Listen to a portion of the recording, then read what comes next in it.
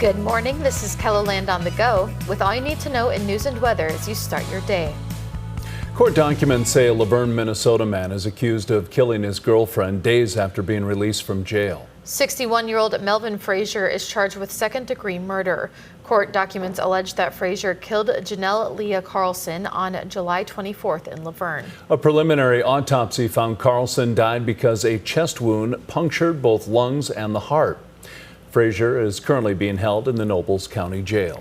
Digital reporter Ray Yost takes a closer look at the case with this story online. A man is behind bars in Hughes County, charged in connection to a shooting death in Mission. 22-year-old Brendan Witt is facing a list of charges, including second-degree murder. Court documents say the shooting happened back on January 30th. Vernon Schmidt was found dead at a home in Mission. A drowning victim at a Black Hills nature area has been identified as an Iowa teenager. It happened Tuesday at Hippie Hole near Keystone. The Pennington County Sheriff's Office says 14-year-old Easton Cody was visiting with a church group from Iowa. Authorities say Cody was at the water's edge when he slipped and fell in. This is the first death at Hippie Hole this summer. Last year, a Box Elder man died, and there were at least 4 people at the popular swimming spot that had to be rescued. Well, now let's get a check on our weather with meteorologist Scott Munt. Good morning, Scott. Good morning, Summer. Good morning, everybody. We are following developing rain as we do go through the day today, as temperatures will be cooler. Numbers today will reach the 80s for afternoon highs, and that will cover central and eastern KELOLAND. Just a quick timeline on things here. Things will start a little bit sooner in northeastern South Dakota, in and around the Aberdeen area, late morning into the afternoon, eventually hitting east central South Dakota. But notice around 2 o'clock, Huron may have a stray thunderstorm that can develop. Otherwise, the bulk of the activity may wait until this evening. And we'll follow the timing in southeastern KELOLAND. Some of the modeling wants to push it a little bit later and later into the late evening hours and overnight. But the potential is there for periods of heavy rainfall. And Brian will have more details on your forecast coming up. Thank you, Scott. You may have noticed that some skies across KELOLAND look a bit hazy recently.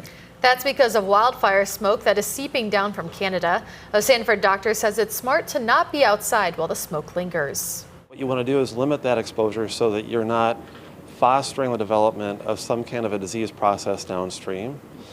Asthma can affect the very young, it can affect the more elderly, but you can start developing asthma-like symptoms or reactive airway disease without having predisposition for that, because of the fact that you're being in contact with these particulate matters and organic compounds. Berger says it's smart for people who are seemingly healthy to also limit their exposure while the air quality isn't healthy.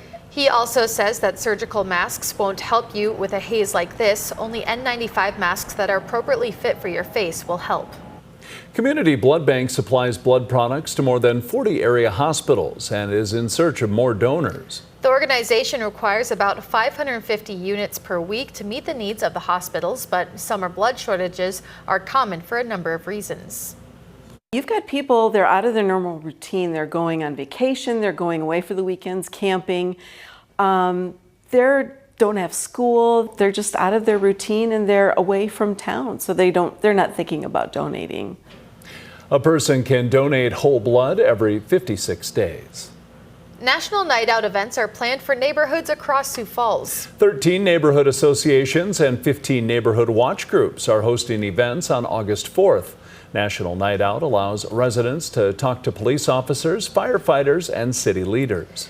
The Sioux Falls Police Department has been taking part in National Night Out for over 20 years. We'd like the residents to encourage to share neighborhood concerns with the officers that arrive there at your events. We'll be handing out stickers, visiting with the neighbors. Obviously, if you'd like to feed the officers, obviously we have no problem with that as well, right? But our command staff, including Chief Toom, will be on hand. And also, most importantly, probably everyone wants to see Leo, so he'll be making his rounds as well. Some events will start as early as 4 p.m. Tuesday. Activities at each location will vary. They can include things like face painting and bubble machines. That's a look at some of our top stories. Now let's get another Check Your Weather with meteorologist Brian Karstens. Brian?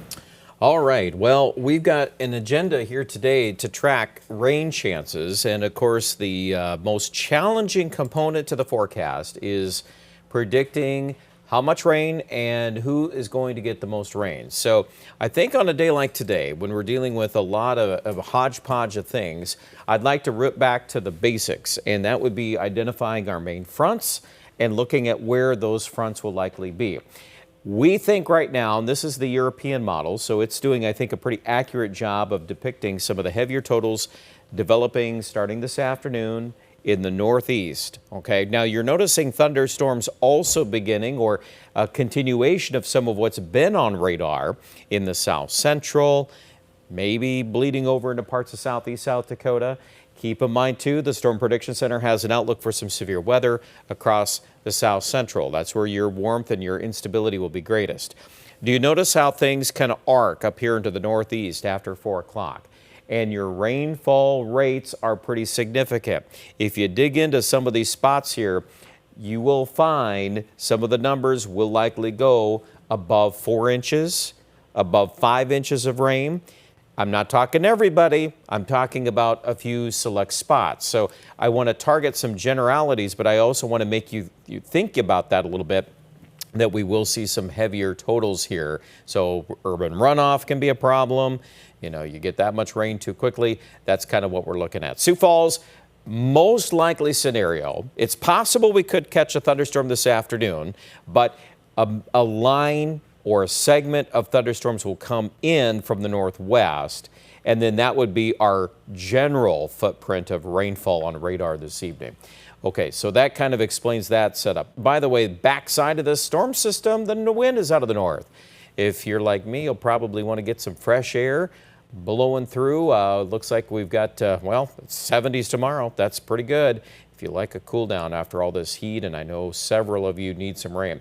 Here's another model just to throw in another, opinion here on this, and you can see those thunderstorms in the south central. And again, same idea, maybe a little farther south. So again, there's not total agreement here on this, but I still figure that the European model is probably going to be a little bit more onto the big picture items, and that's why you see those enhanced numbers near Watertown and Redfield and Sisseton. So be alert to that. I don't want you to be caught off guard by some big rainfall rates, because they're going to be around. All right, 80s today. A lot of us here cooling off compared to the last few days. Still near 90 Rapid City. 7-day forecast. Low 80s for Sioux Falls this weekend. The next chance of rain could come into the picture maybe the middle of next week, by Tuesday or Wednesday. Aberdeen in the low 80s too to kick off our weekend. So really overall a nice decrease in the humidity for a little bit. I will warn you though, Pierre and Rapid City are going to go hotter again. There's another piece of heat that's going to come out of Montana, and Rapid City could go back to the hundreds again by Sunday. Then we'll knock down the numbers Monday, Tuesday.